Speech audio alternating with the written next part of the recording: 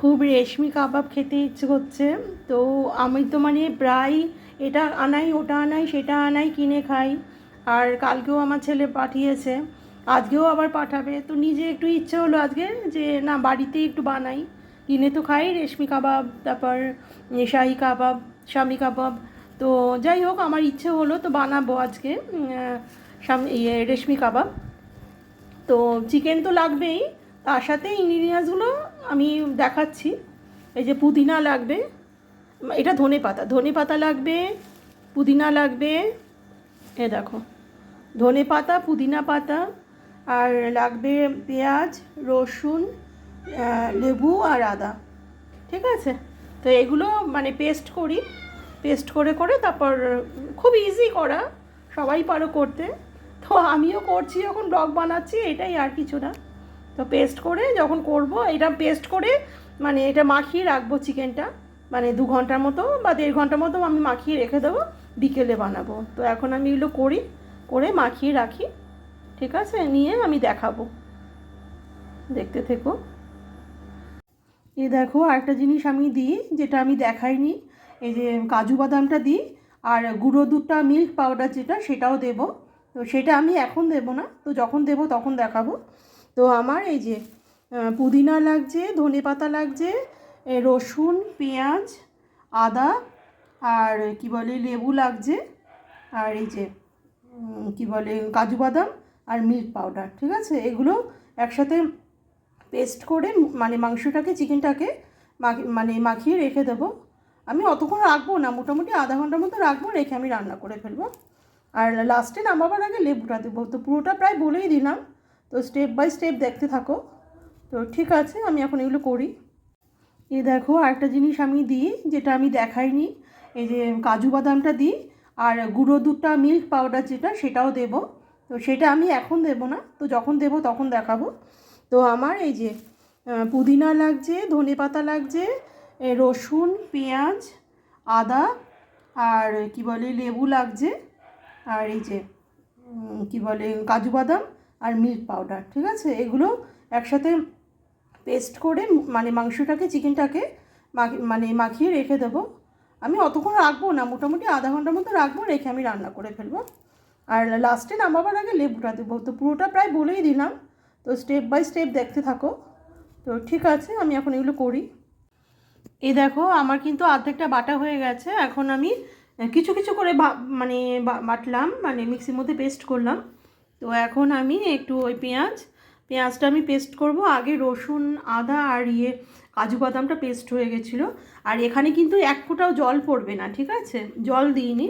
তো আমি জল দেবো না। এই যে লেবুগুলো দেখছো, এই লেবুগুলো চিপে দেবো, এই লেবুর রস দিয়ে আমি পেস্ট করব। আর এই পেঁয়াজের তো নিজস্ব এমনি রস আছেই, দরকার পড়ে না, কিন্তু তবুও আমি লেবু রস দিয়ে যেহেতু মাখিয়ে রাখবো। আর পুদিনা আর ধনেটা আলাদা করে আমি পেস্ট করব। তো কিছুটা এখানে মাখিয়ে রাখবো, কিছুটা রান্না করবার সময় দেবো। তো আমার প্রসেসটা একটু একটু অন্যরকম, সবার থেকে একটু অন্যরকমভাবে আমি জিনিস একই, খেতেও এক লাগবে, কিন্তু আমি একটু এদিক ওদিক করে মানে করতে ভালোবাসি। আর খুব ইজি প্রসেসে করতে ভালোবাসি, আমার অত না ঝামেলা ভালো লাগে না। তো ঠিক আছে, আমি এই লেবুর রসটা চিপে আমি কিছুটা লেবুর রস এখানে দেবো, আর কিছুটা পুদিনা ধনে পাতা যখন করব তখন দেব। তো আমি করে নিয়ে দেখাচ্ছি। তো এই দেখো পুদিনা ধনে পাতাটা আমার বাটা হয়ে গেছে। এটা কিন্তু পুরোটা এখন দেব না, আর সব যেগুলো দেখালাম সেগুলো আমার দেওয়া হয়ে গেছে। এখানে একটা দুটো আমি গোটা পুদিনাও দিয়ে রেখেছি, হালকা হালকা, বুঝেছো, বেশি দিইনি। আর কি বলে এই পেস্টটার মধ্যে এই অর্ধেকটা দেবো, অর্ধেকটা রেখে দেবো। আর ওই অর্ধেকটার সাথে গুঁড়ো দুধটা আমি লাস্টে দেবো মিশিয়ে। তো এখন আমি এটা অর্ধেকটা দিয়ে, এই যে পুদিনা আর ধনেপাতা এটা অর্ধেকটা দেবো দিয়ে, আর এর মধ্যে কিন্তু আমি মানে লেবুর রসও আমি চিপেছি, আর এটার মধ্যেও লেবুর রস দিয়েছি, এটার মধ্যে কিন্তু একটুও জল দিইনি, জল ছাড়া। তো পুরো জিনিসটাকে আমি এখন ম্যারিনেট করে আমি রেখে দেবো, আধা ঘন্টার মধ্যে রেখে দেবো। তারপর আমি যখন করব তখন আমি স্টেপ বাই স্টেপ দেখাবো। ঠিক আছে, এই তো আমার ম্যারিনেট করা হয়ে গেছে, মাখানো হয়ে গেছে। এর মধ্যে আমি একটু মানে এখন রিফাইন্ড অয়েল দেবো 2 চামচ। ব্যাস, আর রান্নাটা করবো আমি বাটারে। ঠিক আছে, তো এখন আমি আধা ঘন্টার মতো আমি রেখে দিলাম। আর নুনটা আমি আন্দাজ মতো দিয়েছি, ওটা আর আমি দেখালাম না। তো ঠিক আছে, আমি এখন রেখে দিচ্ছি এটা। আর একটা কথা কি বলো তো, আমি কিন্তু চিকেনে মানে বরাবর রসুনটা আমি খুব পছন্দ করি। আর তোমরাও এটা খেয়াল করে দেখবে, অবশ্য টেস্টটা এক একজনের এক এক রকম। চিকেনের মধ্যে কিন্তু মানে পেঁয়াজ কম দিয়ে রসুনটা যখন দেবে বেশি, ওটা কিন্তু স্বাদটা দ্বিগুণ বাড়িয়ে দেয়। এটা তোমরা করে দেখো। আর কি বলে, মাটনে আবার পেঁয়াজটা ওই মানে বেশি দিই, রসুন কিন্তু 2-3 কোয়া দিই। আর হ্যাঁ, সেটা বুঝে 1 কেজি মানে মাটনে আমি কিন্তু মোটামুটি 2 থেকে 3 বা 4 ম্যাক্সিমাম হলে, কিন্তু আমি এর থেকে বেশি রসুন দিই না মাটন রান্নাতে। 1 কেজি কথা আমি বলছি। আর পেঁয়াজ তুমি যত খুশি দিতে পারো। আর চিকেনে কিন্তু আমি রসুনটা বেশি দিই আর পেঁয়াজটা কম দিই। তো আমার এই জিনিসটা তোমরা খেয়াল করে করো। মানে যদি মনে হয় যে না, আমি যেটা বললাম দেখি কতটা সত্যি।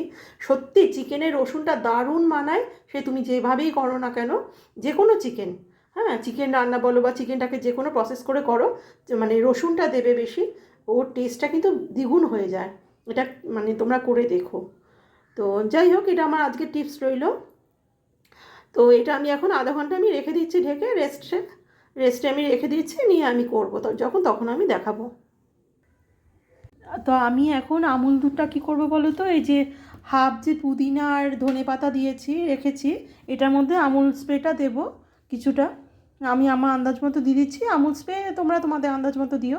দিয়ে এটা আমি মিক্সড মানে পেস্ট করব, করে লাস্টে নামাবার আগে আমি এটা দিয়ে দেবো, ঠিক আছে? তো আমি এটা পেস্ট করে নিচ্ছি।